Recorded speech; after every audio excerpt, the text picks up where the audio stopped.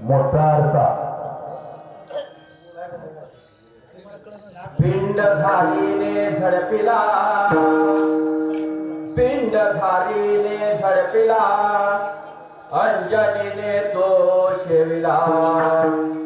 अंजनीच्या तपासाठी महारुद्र आले पोटी. चैत्र शुद्ध पौर्णिमेचे सूर्योदय समयाचे अंजनीच्या तपासाठी महारुद्र आले पोटी. महारुद्र प्रगटला नामामध्ये म्यावतीला. अंजनीच्या तपासाठी महारुद्र आले पोटी.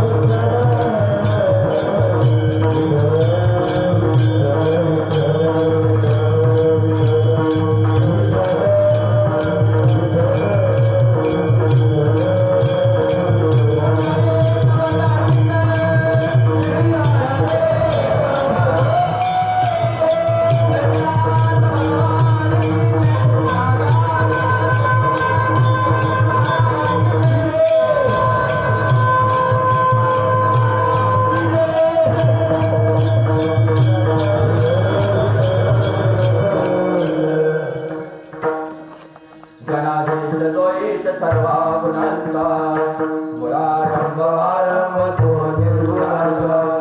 नमो शारदा मूळ चत्वार वाचा गमोवंत आनंद या राघवाचा. ब्रह्मानंदं परमसुखदं केवलं ज्ञानमूर्तिं द्वन्द्वातीतं गगनसदृशं तत्त्वमस्यादिलक्ष्यम्. एकं नित्यं विमलजं सर्वथा साक्षिभूतं भावातीतं स्थिरगणितं सद्गुरुं नमामि. प्रविच्चमवाचमिमां प्रसुप्तां सञ्जीवत्यखिलशक्तिधरस्वधाम्नां आज्ञाच्च हस्तचरणश्रवणत्वगादि. नमो भगवते पुरुषाय तुभ्यं. सिन्दूरारूढविग्रहां त्रिनयनां माणिक्यमौलिस्फुरत् तारानायकशेखरां स्मितमुखे मापीनवक्षोरुहां. पाणिभ्यामलिपूर्णरत्नचषकं रक्तोत्पलं बिभ्रते सौम्यां रत्नगणसुरत्नचरणं ध्यायेत् परामम्बिकां. दुर्गे स्मृतार्चिविशेषजन्तो स्वस्थ स्मृता मतिमतिवर्षुभां ददासि. दारिद्र्य दुःखभयहारिणी का त्वदन्या सर्वोपकार करणाय सदा दक्षिण. ओम जन्मादच्चतोर्मयादि धर्ता चाख्येष्वभिज्ञस्वराट्. तेने ब्रह्महृदयादिकोये मुह्यन्ति असुरे. तेजो वारी मृतां यथा विनिमयो यत्र त्रिसर्वं मृषाम्. धाम्ना स्थित सदा निरस्तकुहकं सत्यं परं धीमहि. सदाशिवसमारम्भां भाऊसाहेब मध्यमाम् अस्मदाचार्यपर्यन्तां वन्दे गुरुपरम्पराम्. महायोगपीठे तटे भीमरत्याम्बरं पुण्डरीकाय धातु. समागत्य तिष्ठन्तमानन्दकन्दं वरदं वरदं वन्दे पाण्डुरङ्गं.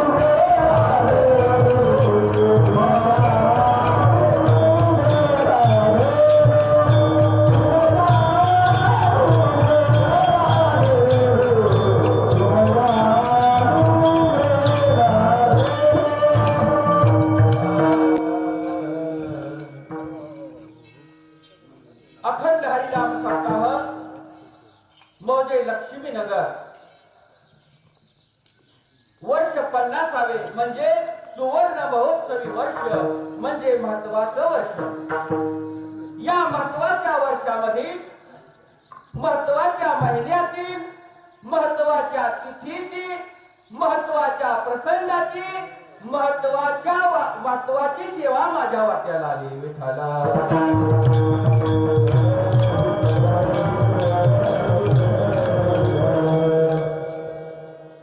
प्रस्तुत प्राप्त चिंतन रूपी सेवेकरता घेतलेला अभंग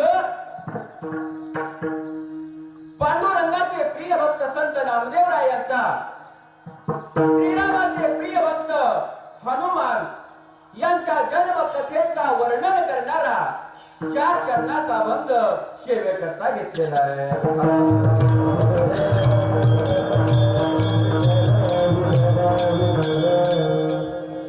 प्रस्तुत प्राप्त अभंगाद्वारे संत नामदेवराय तुम्हाला आम्हाला सांगतात, हनुमान जन्माचं वर्णन करतात. पिंड घारीने झडपिला, सुवरच्या नावाच्या घारीनं कैकेयीच्या हातावर ठेवलेला प्रसाद राजा दशरथानं पुत्र कामेष्टी यज्ञ केल्यानंतर अग्निदेव प्रसन्न झाले. अग्निदेवानं राजा दशरथाला दिलेला प्रसाद कैकेयीच्या हातावर ठेवला. तो सुवरच्या घारीनं उचलला आणि ऋषमुख पर्वतावर अंजनी माता तपश्चर्या करत होती. अंजनी मातेच्या हातावर नेऊन सोडला.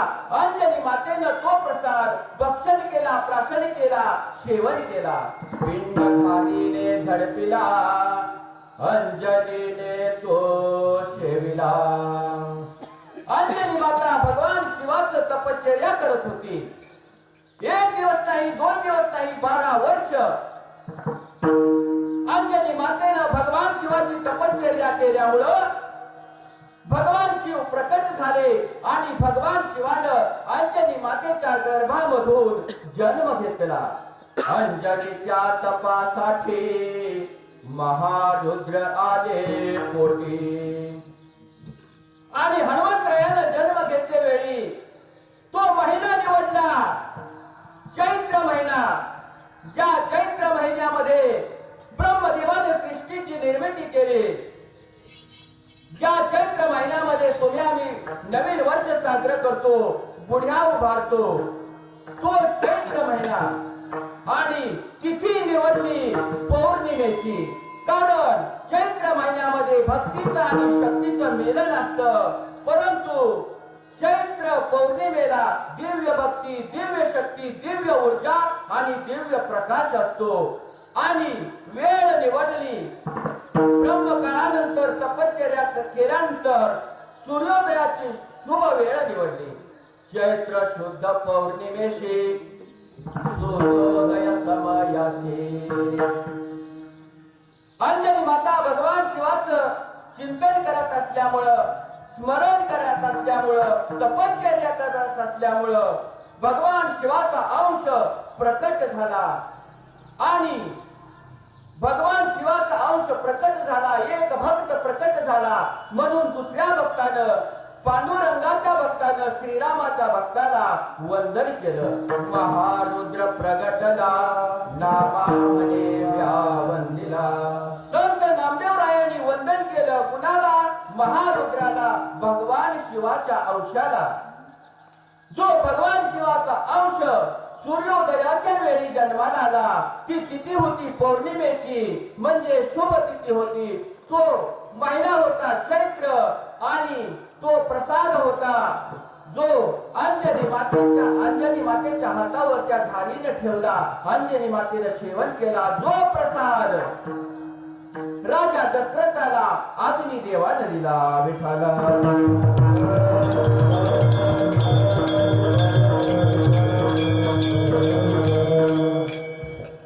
हनुमान जन्माची कथा ऐकण्या अगोदर राजा दशरथाची कथा आणि राजा दशरथाची कथा ऐकण्या अगोदर श्रावण बाळाची कथा ऐकणं जरुरी आहे. विठ्ठला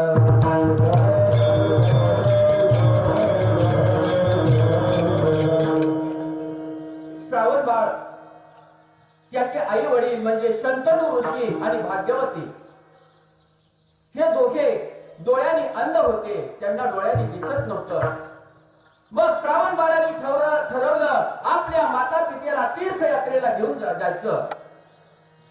श्रावण बाळांनी कावड बनवली. कावड म्हणजे आम्ही पूर्वी कळशीनं पाणी भरायचो, कुणी घागरीनं पाणी भरायचं, कुणी कावडीनं पाणी भरायचं. त्या प्रकारे कावड बनवली आणि कावडेमध्ये आपल्या माता पित्याला बसवलं, शंतनू ऋषी आणि भाग्यवती. आणि श्रावण बाळानं कावड उचलली आणि तीर्थयात्रेला निघाला. जात असताना जंगलामधून प्रवास, तेव्हा शंतनू ऋषी आणि भाग्यवती यांना तहान लागली. म्हणून श्रावण बाळाने कावड खाली ठेवली, घागर उचलली आणि शरयू नदीच्या काठावर पाणी भरण्यासाठी गेला. विठ्ठल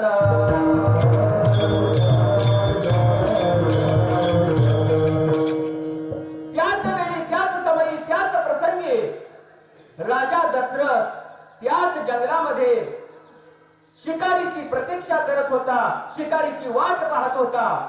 एखादा प्राणी येईल नदीवर पाणी पिण्यासाठी आणि त्या प्राण्याचा आवाज येईल आणि त्या आवाजाच्या दिशेने मी बाण सोडेल. कारण आवाजाच्या दिशेचं राजा दशरथाला ज्ञान होतं. श्रावण बाळाने जशी घागर बुडवली पाण्यामध्ये, आवाज आला, बुडबुड बुडबुड. हा आवाज राजा दशरथाच्या कानी पडला. राजा दशरथानं आवाजाच्या दिशेनं बाण सोडला. तो बाण कुठल्या प्राण्याला लागला नाही, तर तो बाण श्रावण बाळाला लागला. श्रावण बाळ ओरडला. हा आवाज राजा दशरथाच्या कानी येऊन पडला. तेव्हा राजा दशरथाला कळून चुकलं, अरे अरे, मी एक सद्भक्त पाणी भरण्यासाठी आला होता आणि मी बाण सोडला. विठ्ठल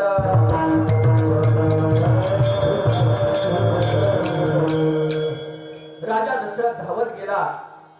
श्रावण बाळ रक्तबंबाळ अवस्थेत पडलेला. राजा दशरथानं श्रावण बाळाला उचललं. तेव्हा श्रावण बाळाने एक विनंती केली, राजा दशरथा, माझे माता पिता त्या ठिकाणी बसलेले आहेत, तहानेने व्याकुळ झालेले आहेत.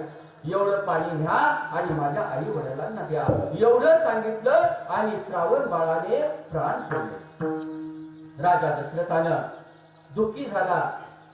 जड अंतःकरणाने घागर उचलली, पाण्याने भरलेली घागर. जड पावलांनी शंतनू ऋषी आणि भाग्यवती जवळ येऊन पोहोचला. घडलेली घटना सांगितली, घडलेला वृत्तांत सांगितला. आपला बाळ गमावला गेला हे ऐकून दोघांच्या माता पित्याच्या डोळ्यामध्ये अश्रू सुरू झाले आणि दोघांनी शाप दिला राजा दशरथाला, आम्ही पाणी पिणार नाही तुझ्या हातचं, परंतु आमचा तुला शाप आहे. ज्याप्रमाणे आम्ही पुत्र वियोगाने प्राण सोडत आहोत, त्याप्रमाणे तू सुद्धा पुत्र वियोगाने प्राण सोडशील. आणि दोघांनी राजा दशरथाला शाप दिला आणि दोघांनी प्राण सोडले. दशरथ संतानहीन झाला.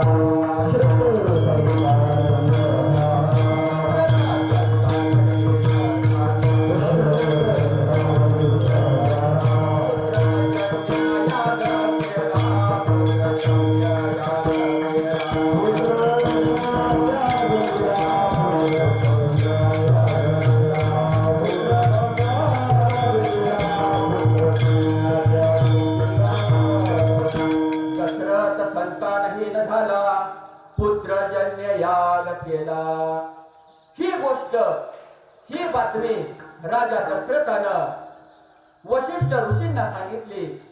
तेव्हा वशिष्ठ ऋषींनी राजा दशरथाला सांगितलं, शृंगी ऋषींना आमंत्रण द्या आणि शृंगी ऋषीच्या मार्गदर्शनाखाली पुत्र कामेष्टी यज्ञ करा. तुम्हाला तुमच्या तिन्ही राण्यांना पुत्र प्राप्ती होईल. विठ्ठल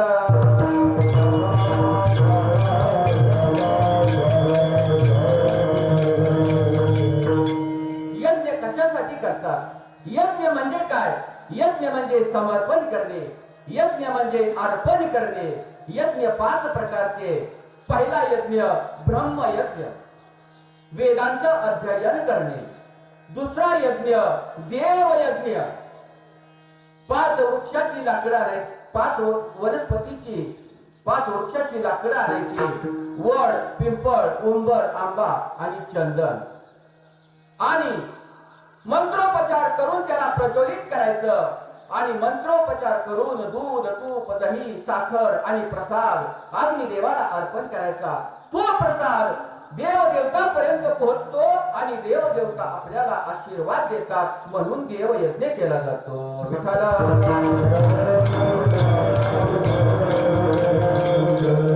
तिसरा पितृयज्ञ. आपले पूर्वज आपले पितर यांचं स्मरण करावं आणि त्यांना तर्पण करावं. चौथा भूतयज्ञ. प्राणी पक्षी यांना अन्न पाणी द्यावं. आणि पाचवा मनुष्य यज्ञ. पाहुण्यांचं स्वागत करावं.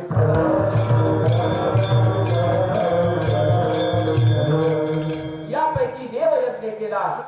राजा दशरथाने शृंगी ऋषीने आमंत्रण दिलं आणि शृंगी ऋषींनी आमंत्रण स्वीकारलं आणि शृंगी ऋषींनी मंत्रोपचार केला आणि राजा दशरथानं अग्निदेवतेला दूध तूप दही साखर मध आणि प्रसाद अर्पण केला. अग्निदेव प्रसन्न झाले.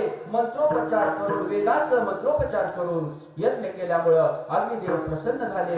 अग्निदेव प्रकट झाले आणि अग्निदेवानं राजा दशरथाला प्रसाद दिला. विठ्ठला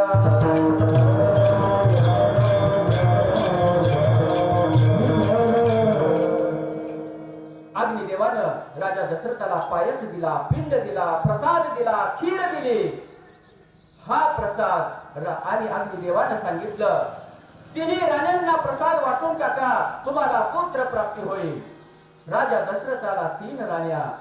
पहिली माता कौशल्या, कौशल राजाची कन्या, जी धार्मिक स्वभावाची होती, भगवान विष्णूचं स्मरण करत होती.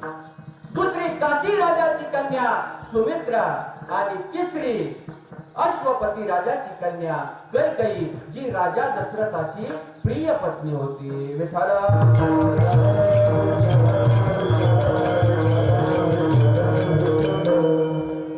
राजा दशरथानं तिन्ही राण्यांना प्रसाद वाटण्या अगोदर घार कोण होती ते आपण पाहू. स्वर्ग लोकामध्ये सुवर्च्या नावाची अप्सरा होती. ती सुंदर नृत्य करत होती गंधर्वासमोर, देवदेवतांसमोर. पण एकदा काय झालं, नृत्य करता करता सुवर्च्याचं नृत्याकडे दुर्लक्ष झालं आणि सुवर्च्याचा ताल चुकला. हे ब्रह्मदेवाने पाहिलं आणि ब्रह्मदेवानं तिला शाप दिला. सुवर्च्या नामे स्वर्गीची देवांगना,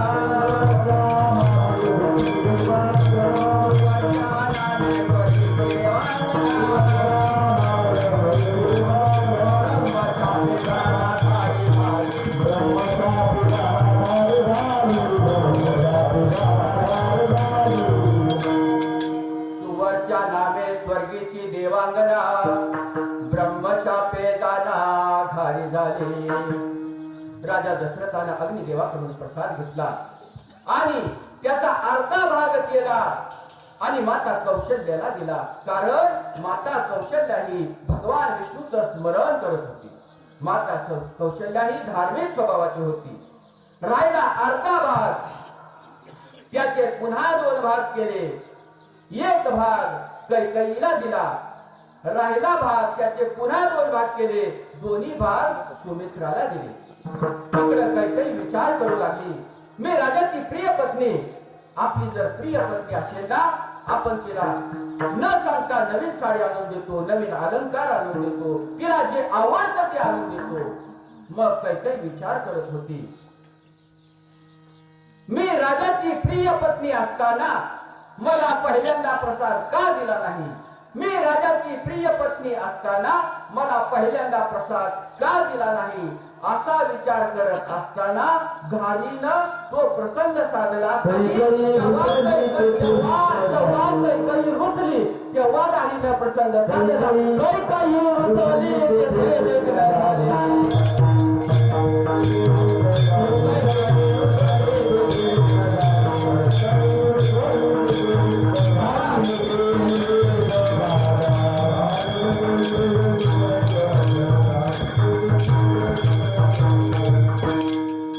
कैकेयी रुसली तेथे विघ्न झाले. घारीने ते नेले निज भागा.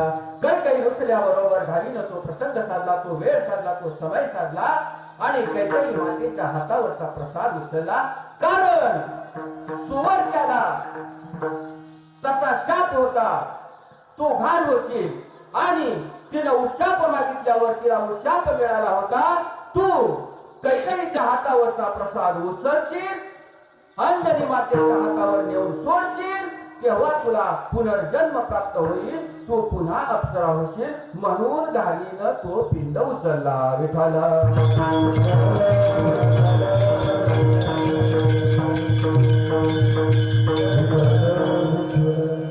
अंजनी मातेचा पूर्वजन्म पाहू, एक लघु कथा पाहू आणि एक पौराणिक कथा पाहू. सर्वप्रथम लघु कथा. गौतम ऋषी आणि अहिल्या माता यांना 2 पुत्र 1 कन्या. पहिला चिरकाली जो तीर्थयात्रेला निघून गेला, दुसरा शतानंद जो जनक राजाचा पुरोहित झाला. पुरोहित म्हणजे ब्राह्मण, ज्यांना आपण म्हणतो देव देवतांची पूजा करणारा. आणि गौतम ऋषी आणि अहिल्या माता यांना एक लहान कन्या होती, तिचं नाव अंजना. विठ्ठल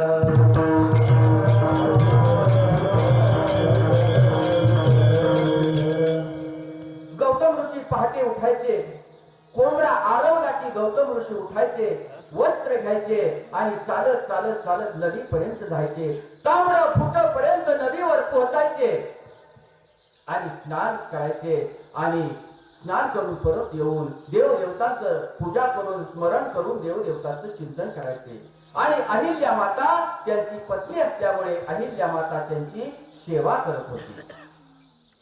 पण ही अहिल्या माता इंद्रदेवाला आवडली. जर आपल्याला एखादी मुलगी आवडली तर आपण काय करतो, तिचा फोन नंबर शोधतो, तिला फोन करतो, तिला मेसेज पाठवतो, तिला एका ठिकाणी बोलवतो, मग ती येते, मग आपलं संभाषण होतं. मग इंद्रदेवाने ठरवलं अहिल्या माताला भेटायचं. पण गौतम ऋषी आहे, गौतम ऋषी बाहेर कधी निघतात, तेव्हा इंद्रदेवानी ठरवलं गौतम ऋषी कोंबडा आरवल्यानंतर बाहेर निघतात. इंद्रदेवानी चंद्राची मदत घेतली. चंद्राला सांगितलं कोंबडा हो आणि मध्यरात्री आरव. चंद्राने नकार दिला, परंतु इंद्रदेवाचा आदेश असल्यामुळं चंद्राला तो पाळावा लागला. चंद्र कोंबडा झाला, मध्यरात्री आरवला. गौतम ऋषी उठले, वस्त्र घेतली आणि नदीवर स्नानासाठी गेले.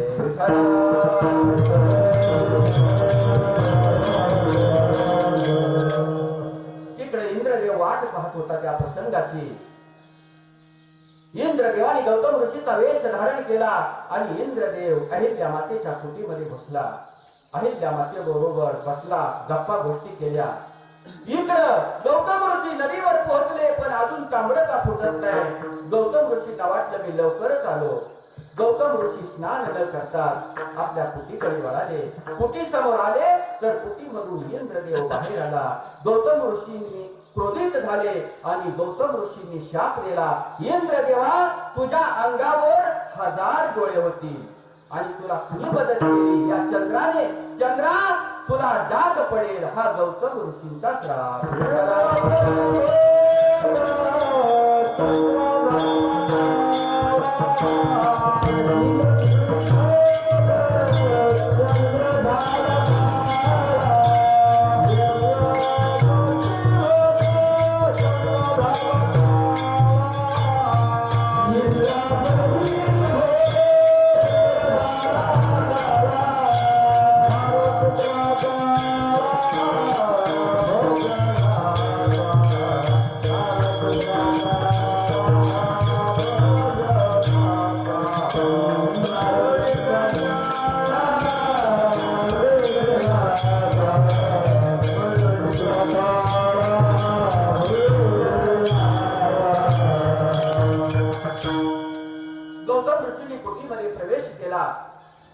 आणि अहिल्या मातेला विचारलं कोण आला होता, कधी आला होता, कुठे बसला होता?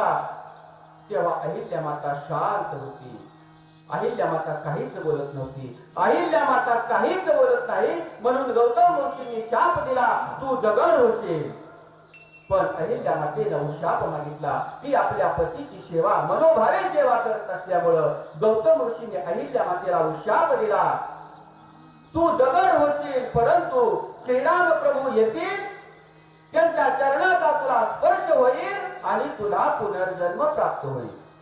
तेव्हा त्यांची लहान कन्या अंजना होती. अंजनाला विचारलं गौतम ऋषींनी, कोण आला होता, कुठे बसला होता, कधी आला होता? आता आपल्या आईची चूक बापाला सांगायची कशी, म्हणून ती अंजना कन्या सांगत नव्हती, बोलत नव्हती, शांत होती, फक्त हाताने इशारे करत होती.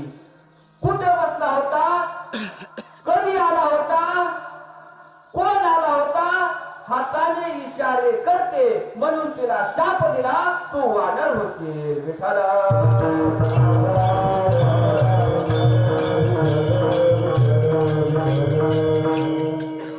झाली लघुकथा.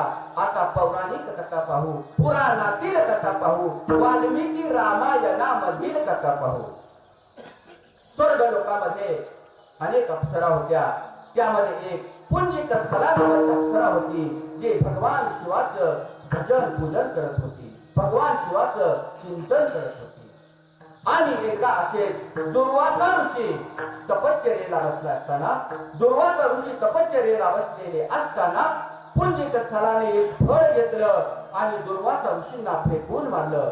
दुर्वासा ऋषीची तपश्चर्या भंग पावली आणि दुर्वासा ऋषींनी पुंजिक स्थलाला शाप दिला, मला फळ फेकून मारतेस, तू वानर होशील. विठ्ठल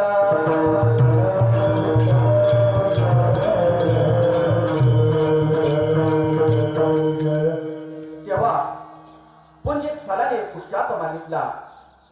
ती सुंदर अप्सरा होतीच, परंतु धार्मिक स्वभावाची होती. भगवान शिवाचं भजन पूजन चिंतन करत होती, म्हणून तिला उशाप दिला. पुंजिका स्थलाला दुर्वासा ऋषींनी उशाप दिला. ऋषमुख पर्वतावर भगवान शिवाचं तपश्चर्या कर, तुझ्या पोटी भगवान शिवाचा अंश जन्म घेईल. विठ्ठल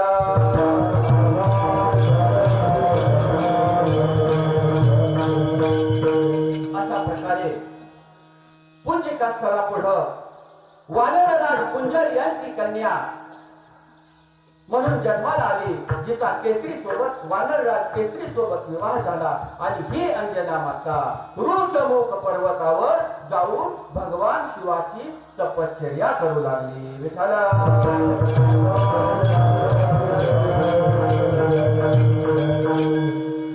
तपश्चर्या करता करता करता करता तिला सांगितलं होतं, तुला एक धार येऊन प्रसाद देईल. त्या धारीची जरी इच्छा नसली प्रसाद टाकण्याची, तरी वायुदेव तुला मदत करेल. वायुदेव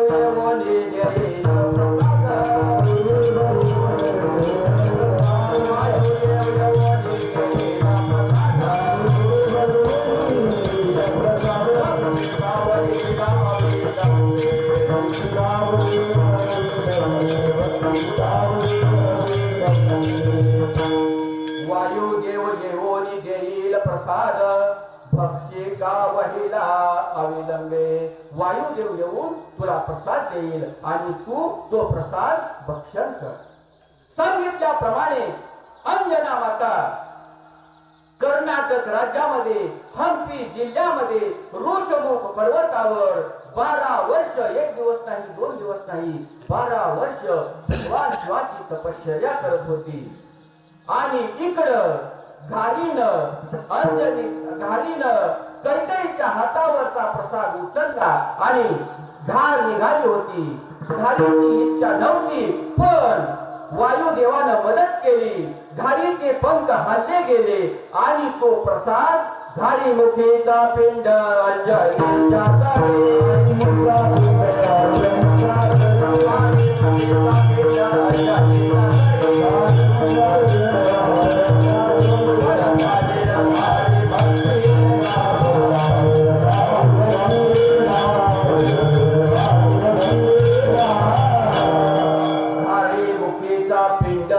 अंजनीच्या करी पडता निर्धारी भक्षियला.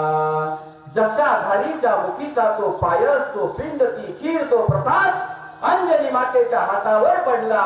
तशी तपश्चर्या करणारी अंजना माता भगवान शिवाचं स्मरण केलं आणि तो प्रसाद अंजनी मातेनं सेवन केला. हे अभंगाचं पहिलं चरण.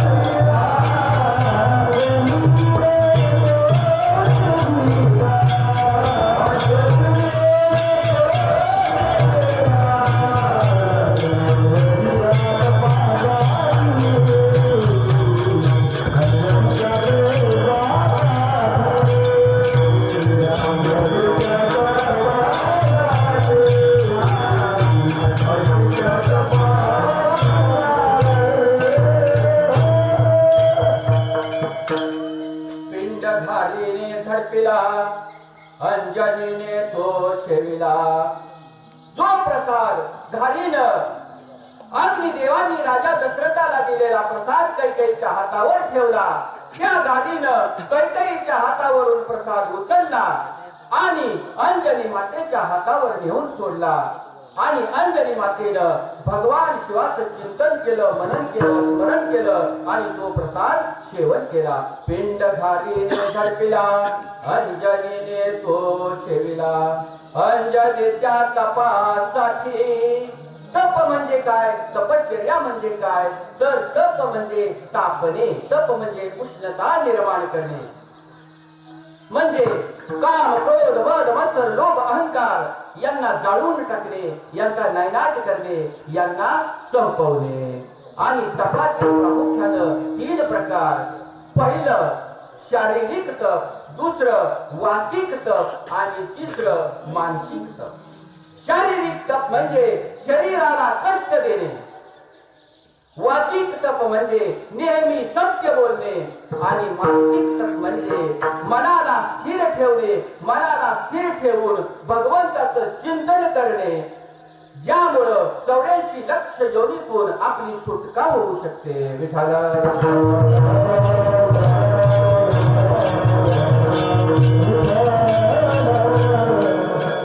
तप कुणी केलं? राजा अंबरीशानं तप केलं. राजा अंबरीश एकादशीच तपश्चर्या करायचा. एकादशी दिवशी आणि द्वादशी पर्यंत तपश्चर्या करून द्वादशी सोडायचा. एकदा राजा अंबरीशानं दुर्वासा ऋषींना आमंत्रण दिलं द्वादशी सोडण्यासाठी. दुर्वासा ऋषींनी आमंत्रण स्वीकारलं. राजा अंबरीशानं एकादशी दिवसभर अन्न आणि पाणी वर्ज्य केलं. अन्न आणि पाण्याचा त्याग केला आणि भगवंताचं चिंतन केलं. द्वादशी उजाडली. आता द्वादशी सोडायची आहे. स्नान झालं, पूजा झाली. द्वादशी सोडायची आहे, परंतु दुर्वासा ऋषी अजून आलेले नाही. त्यांचं स्नान चालू आहे, त्यांची देवपूजा चालू आहे, त्यांचं भगवंताचं चिंतन चालू आहे. राजा अंबरीशाने काय केलं? एक तुळशी पत्र घेतलं, त्याचं सेवन केलं. म्हणजे एकादशी ही सुटली आणि भोजन ही केलं नाही. पण ही गोष्ट दुर्वासा ऋषी पर्यंत जाऊन पोहोचली. दुर्वासा ऋषींनी आपली एक जटा उपटली आणि दुर्वासा ऋषींनी आपली एक जटा उपटली आणि राजा अंबरीशा त्याचा राक्षस बनवला आणि राजा अंबरीशा मागे सोडला. अंबरीच्या कारणे जटा उडवले,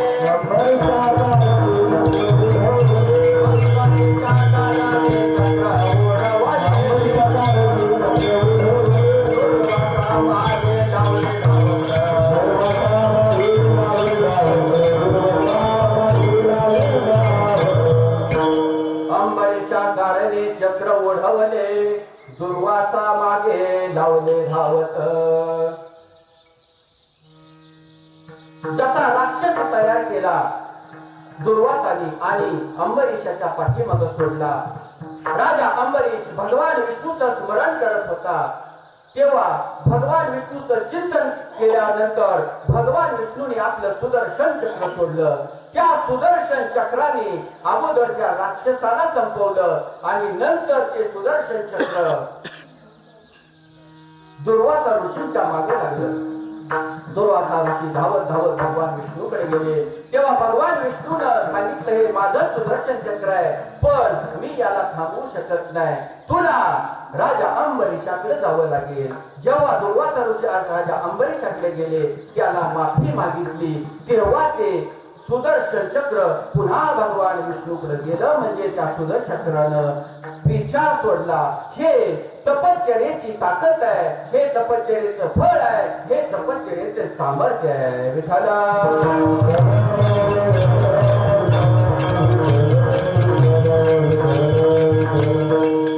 थोर साधुसंत तपश्चर्या करतात. कशासाठी करतात? भगवंताचं चिंतन करतात.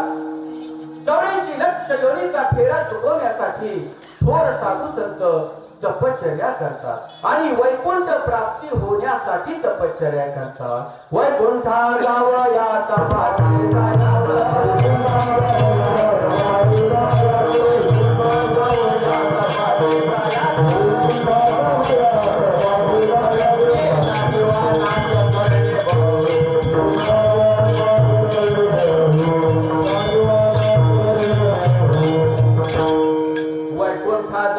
तपासे सायास केला जीवानाश करणे बहु.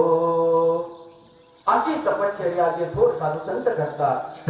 अशीच तपश्चर्या अंजनी माता कर्नाटक राज्यामध्ये हंपी जिल्ह्यामध्ये ऋषमुख पर्वतावर भगवान शिवाची तपश्चर्या करत होती. ऋषमुख पर्वते अंजनी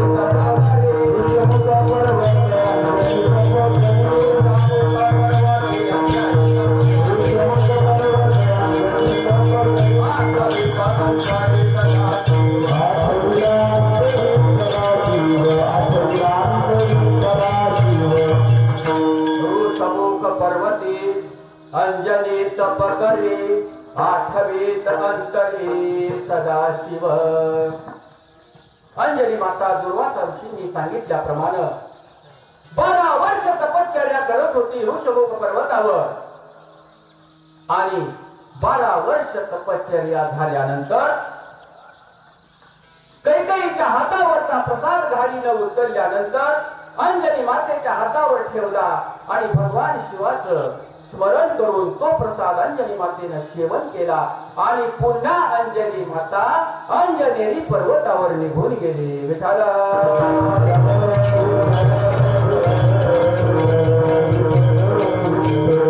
याप्रमाणे एखाद्या मुलीचं लग्न व्हावं, ती आपल्या पतीसोबत काही दिवस राहते, आपल्या सासू सासऱ्यासोबत आपल्या सासरी राहते आणि काही दिवसांनी तिला दिवस जातात. दिवस गेल्यानंतर ती आपल्या माहेरी येते. माहेरी आल्यानंतर तिचा बाप म्हणतो, पोरी जड वस्तू उचलू नको. आई म्हणते, पोरी तुला काय खायला देऊ. त्याप्रमाणे अंजनी माता महाराष्ट्रामध्ये नाशिक जिल्ह्यामध्ये अंजनेरी पर्वतावर जाऊन पुन्हा तपश्चर्या करू लागली. विठाला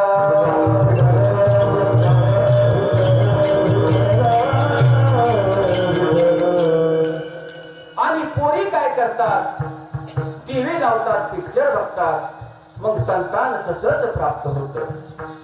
पण अंजना माता मोबाईल बघत नव्हती, टीव्ही बघत नव्हती. अंजना माता पुन्हा भगवान शिवाची तपश्चर्या करत होती. आणि जेव्हा अंजनी मातेला 9 महिने झाले, 9 मास होता ते झाले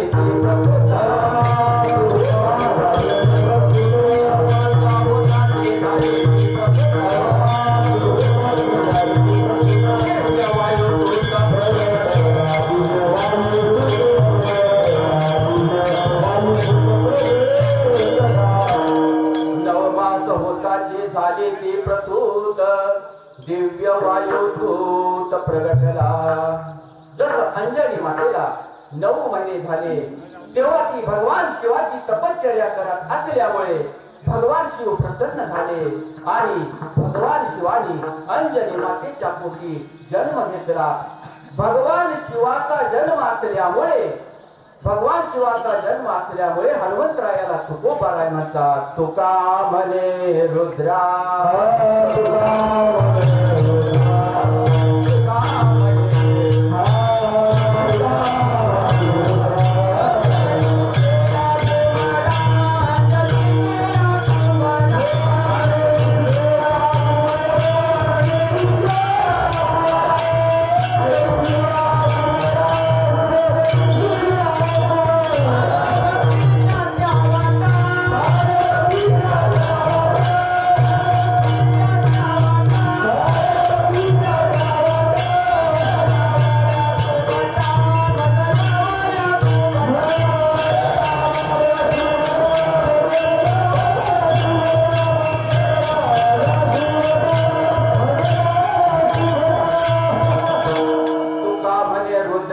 अंजनीची या कुमरा काय भक्तीच्या त्या वाटा मज गावाव्या सुभटा. तुकोबरायांना हनुमंतरायाला रुद्र म्हटलंय. रुद्र म्हणजे भगवान शिवाचा अंश असल्यामुळं तुकोबराय हनुमंतरायाला अंजनी कुमार म्हणतातच, परंतु रुद्र म्हणतात. कारण अंजनी मातेनं भगवान शिवाची तपश्चर्या केल्यामुळं 12 वर्ष भगवान शिवाचं चिंतन केल्यामुळं भगवान शिवाचा अंश अंजनी मातेच्या गर्भामधून ज्यानं जन्म घेतला हे अभंगाचं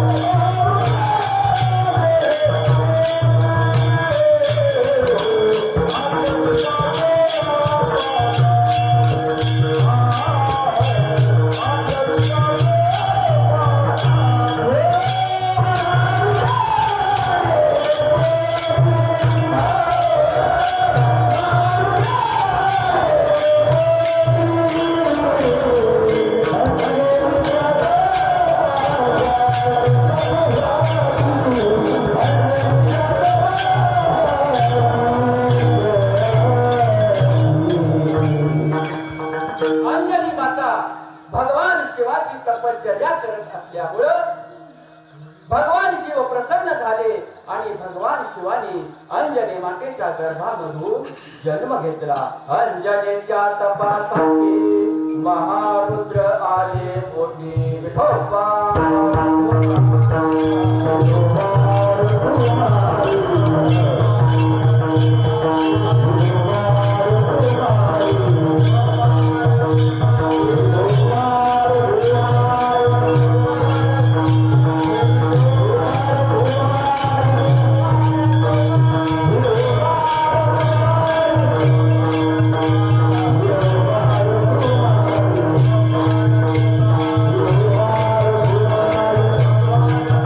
Thank you.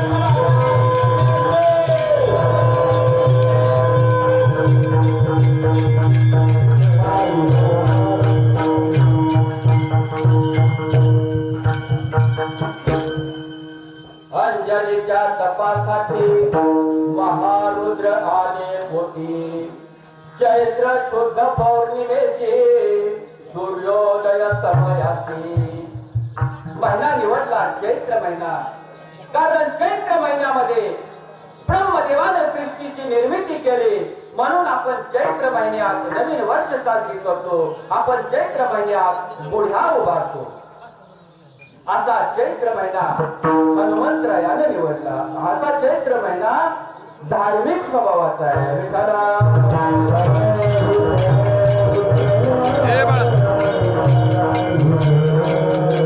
चैत्र महिन्यामध्ये इकडे देवदेवतांचे ज्या ठिकाणी मंदिर आहे भगवान शिवाची ज्या ठिकाणी मंदिर आहे त्या ठिकाणी लाखो भाविक येतात आणि मोठी यात्रा भरते शिखर शिंगणापूरला चैत्र शुद्ध प्रतिपदेपासून चैत्र शुद्ध पौर्णिमेला यात्रा भरते या रे वंदू शिखरा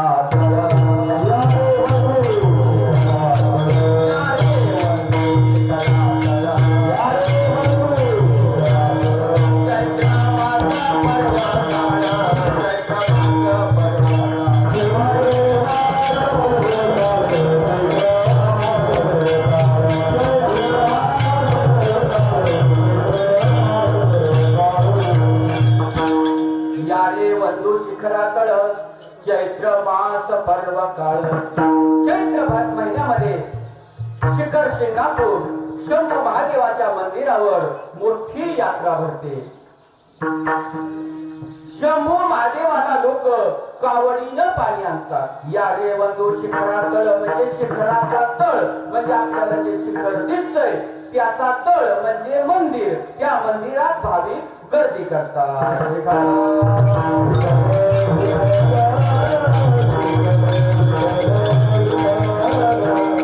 लोक कावडीनं पाणी आणतात का कावडीनं पाणी आणतात लोक कारण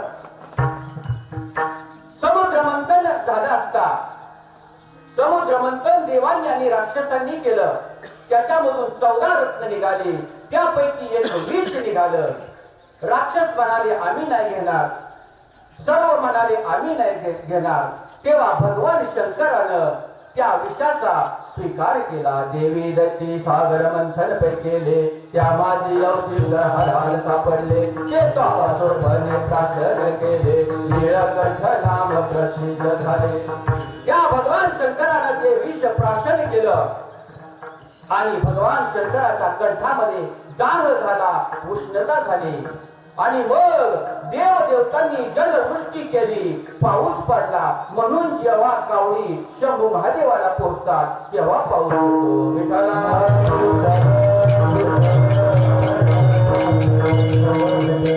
आणि तुमच्या आमच्यासारखे भक्तगण काही दर्शनासाठी येतात काही कावडी घेऊन येतात पाणी घेऊन त्या महादेवाचा दाह शांत करण्यासाठी नदीवर कावड भरतात आणि भगवान शिवाचं स्मरण करत करत करत पायात चप्पल न घालता शंभू महादेवापर्यंत पोहोचतात आणि द्वादशीला शंभू महादेवाच्या दरवाजावर कावड आपटतात आणि ते जलवृष्टी महादेवाच्या शिवलिंगावर होते आणि मग महादेव तुम्हाला आम्हाला आशीर्वाद देतात म्हणून कावडी जातात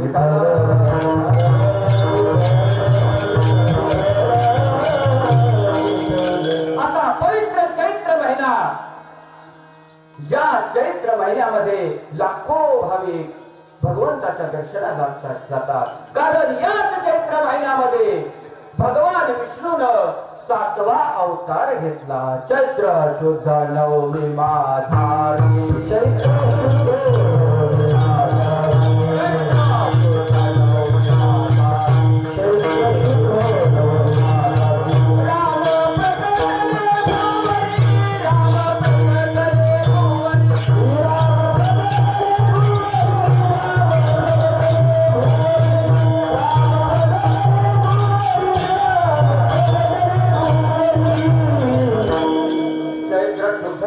माझारी राम प्रकटले भुवनी असा पवित्र चैत्र महिना सर्व देवदेवतांनी घेतला आणि माझ्या हनुमंतरायानं चैत्र महिना तर घेतलाच परंतु पौर्णिमा तिथी घेतली कारण चैत्र महिन्यामध्ये भक्ती आणि शक्तीचं मेलन असतं परंतु चैत्र शुद्ध पौर्णिमेला पौर्णिमेला दिव्य भक्ती आणि दिव्य शक्तीचं आणि दिव्य ऊर्जा असते, दिव्य प्रकाश असतो आणि दिव्य तेज असतं. विठ्ठल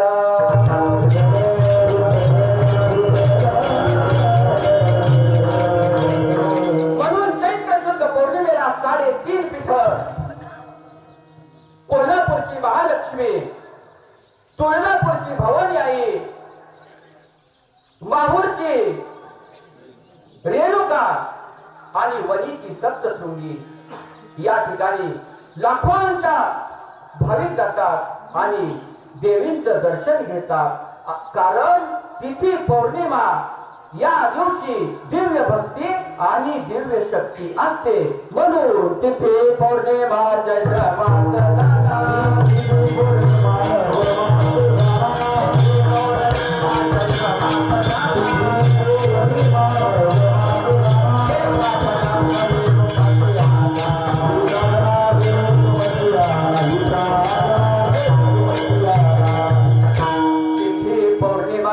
चैत्र मास झाला एका जनार्दनी रूपाशी आला. हनुमंतरायानं चैत्र महिना निवडला कारण दिव्य भक्ती आणि दिव्य शक्तीचं मिलन असतं. हनुमंतरायानं चैत्र शुद्ध पौर्णिमा निवडली कारण दिव्य प्रकाश असतो, दिव्य तेज असतं. आणि हनुमंतरायानं वेळ निवडली सूर्योदयाची कारण ब्रह्मकाळामध्ये थोर तपस्वी चिंतन करतात, तपश्चर्या करतात आणि त्या ब्रह्मकाळानंतर सूर्योदय होतो जो शुभ काळ असतो. पहा पहा रे सूर्योदय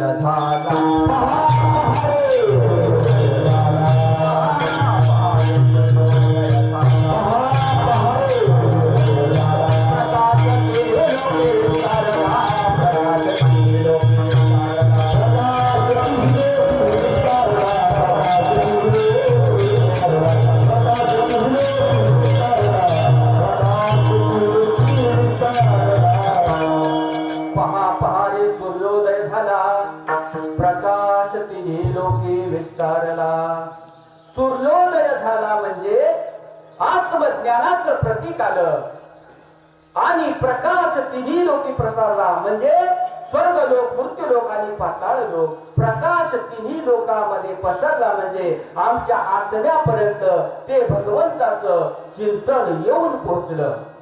असा काळ निवडला, अशी वेळ निवडली, अशी प्रसंग निवडला हनुमंतरायानं. चैत्र शुद्ध पौर्णिमेचा आणि सूर्योदयाचा हे अभंगाचं तिसरं.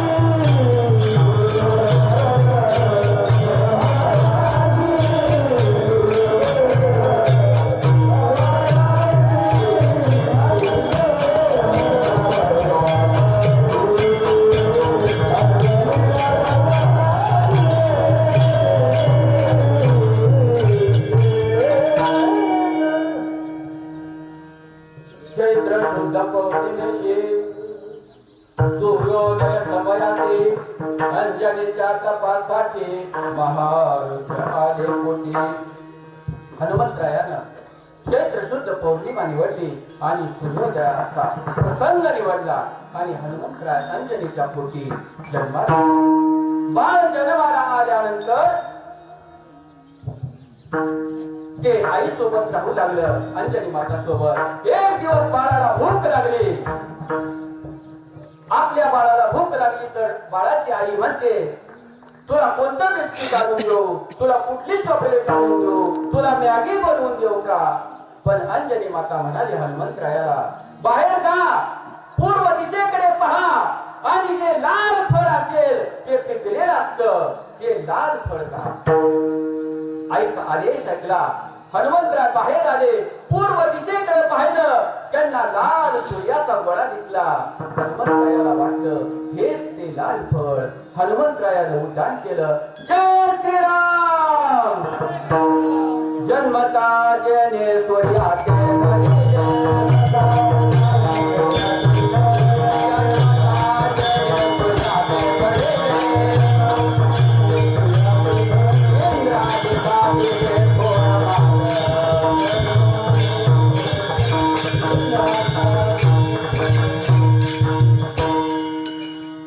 जन्मता जने सूर्याचे ठरिले, इंद्रादिका दिले थोर मार. हनुमंतरायाने उड्डाण केलं आणि हनुमंतराय सूर्याच्या जवळ आलं. हनुमंतरायाने सूर्याला धरलं. ही बातमी देवदेवतांमध्ये पसरली आणि सर्व इंद्रदेवाकडे आलं. इंद्रदेवाला वाटलं राहूच आलाय सूर्याला गिळायला. इंद्रदेवानं आपलं वज्र सोडलं. ते वज्र हनुमंतरायाच्या हनुवटीला लागलं. हनुमंतरायाच्या हनुवटीला इजा झाली म्हणून ते हनुमान विठ्ठल.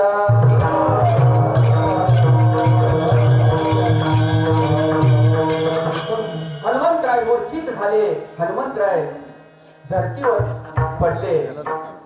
ही बातमी वायुदेवापर्यंत जाऊन पोहोचली.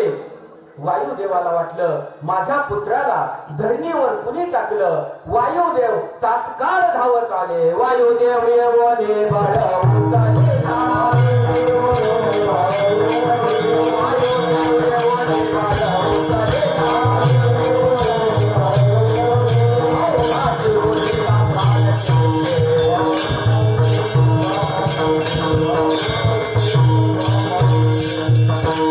वायुदेव येवनी बाळ उचलिला, अवघा चिरोधीला प्राण तेथे. आणि वायुदेवानं बाळाला उचलून घेतलं. हनुमंतरायाला उचलून घेतलं आणि वायुदेवानं हवा बंद केली. हवा बंद झाल्यामुळे लोकांचा श्वास घेण्या बंद झालं. ही गोष्ट देवदेवतांपर्यंत जाऊन पोहोचली. तेव्हा सर्व देव आले आणि वायुदेवाला माफी मागितली. विठ्ठल.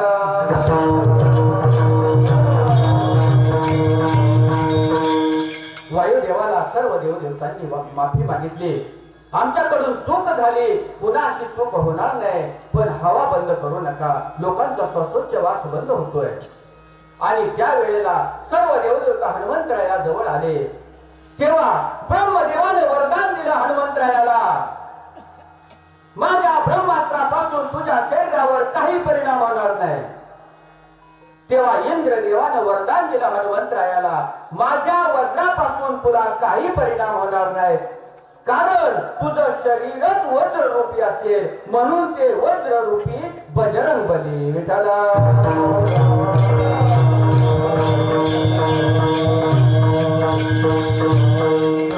वरुणानं वरदान दिलं, माझ्या विजांच्या कडकडापासून, माझ्या मुसळधार पावसापासून, माझ्या पाण्यापासून तुझ्यावर काही एक परिणाम होणार नाही.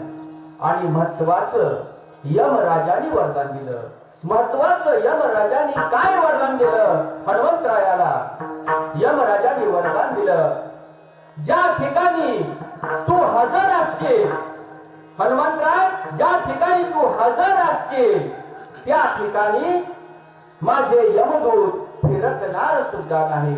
म्हणून ज्या ठिकाणी भजन असतं, श्रीराम जय राम जय जय राम, श्रीराम जय राम जय राम, श्रीराम जय राम जय जय राम, श्रीराम जय राम जय जय राम,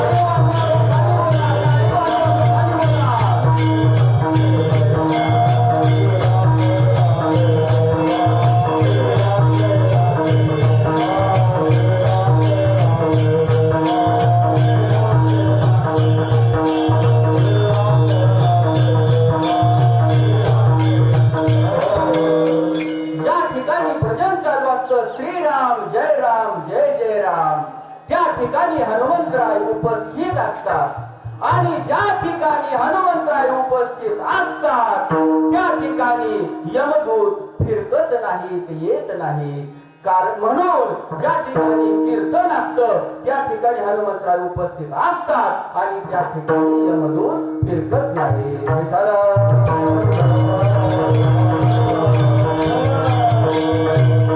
आणि सर्व देवदेवतांनी मिळून श्रीरामचंद्र प्रभूंनी चिरंजीवी राहशील असं वरदान दिलं. सीताबाईनं अष्टसिद्धी प्राप्त होईल, नवनिधी प्राप्त होईल असं वरदान दिलं. आणि सर्व देवदेवतांनी मिळून एक गदा दिली हनुमंतरायाला. हनुमंतरायाला गदा कशासाठी दिली? हनुमंतराय ही गदा घ्या आणि तुमचं संरक्षण करा. पण हनुमंतराय स्वतःच वज्रदेही असल्यामुळं त्यांना काहीच होत नाही. मग हनुमंतरायांनी त्या गदेचा वापर कशासाठी केला? जे हनुमंतरायाचे भक्त आहेत त्यांच्यावरची संकट येतात त्या संकट दूर होण्यासाठी हनुमंतराय गदा वापरतात. विठ्ठल